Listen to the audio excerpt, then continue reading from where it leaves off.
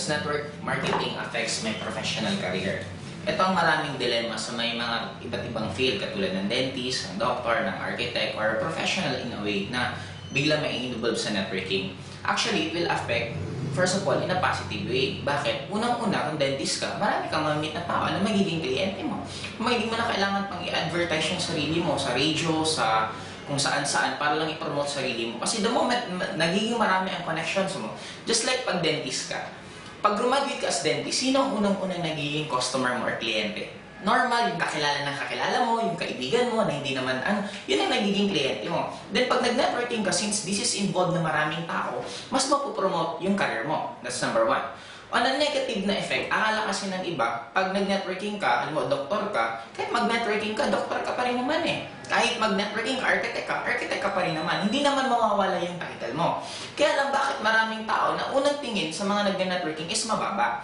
Kasi nga, hindi pa sa atin accepted na ang network marketing is a profession. Nagkataon lang dito sa Philippines, since we are on a third world country, ang networking sa atin hindi pa masyadong accepted. Pero pag pumunta ka ng ibang country, makita mo gaano ka-accepted sa kanila ang network marketing. And sa tinatawag na opportunity, sa tinatawag na pagyaman, normally, sino ba ang pinaka nakaka-achieve ng success? Yung tao na marunong sumugal. Just like Steve Jobs. Maraming nagtatawa kay Steve Jobs, yung iniisip niya yung concept ng Apple. Pero tingnan mo ngayon, ang daming natulungan ni Steve Jobs dahil sa naglakas loob siya, hinarap niya yung mga tao nagtatawa sa kanya at prinog niya sa sarili niya na tama siya. Ngayon guys, we need to accept it. Kahit sabihin mong ayaw mo ng networking, kahit sabihin mong hindi maganda ang networking, pero no choice. Ang networking lalong lumalakas. Araw-araw, maraming kumpanyang nagtatayuan. Habang tumatagal, lalong dumadami ang nagne-networking.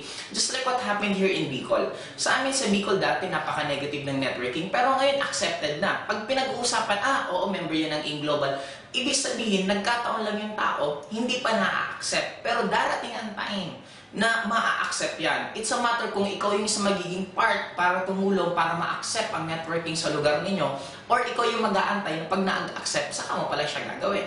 But kahit sa anong anggulo tingnan, mas marami ang positive kung may profession ka na. Kasi pwede mo lang naman ito maging source of income, or pwede mo rin itong karirin, nasa sayo lang yung decision.